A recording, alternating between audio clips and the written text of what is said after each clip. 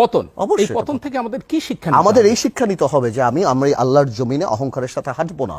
আমার মানুষের সাথে খারাপ মানুষের আমার বিরুদ্ধের কথাটা আমার নেয়ার মানসিকতা থাকতে হবে যে আমার সমালোচনা করবে সেই আমার শত্রু না।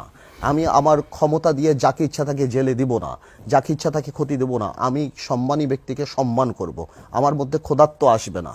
আমাদের মধ্যে বিবেচনায় নিতে হবে কাফনের কাপড়ে কোনো পকেট থাকে পকেট না। না, শুধু পকেটের ব্যাপারটা না, অনেক মানুষ আছে কিন্তু ফিনান্সিয়ালি কারাপ্টেড না, কিন্তু মেন্টালি কারাপ্টেড। তারা তাদের বিরুদ্ধে কোনো কিছু ইন্টেলেকচুয়ালি মেন্টালি কারাপ্টেড, তারা তাদের বিরুদ্ধে কিছু নিতে চায়। আমাদের এই জিনিসগুলি মাথায় আনতে হবে।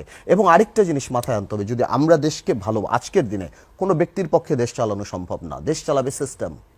আমার মানসিকতা থাকতে হবে, if I am the prime minister of the country, I have to pick up people who are more intelligent than I M.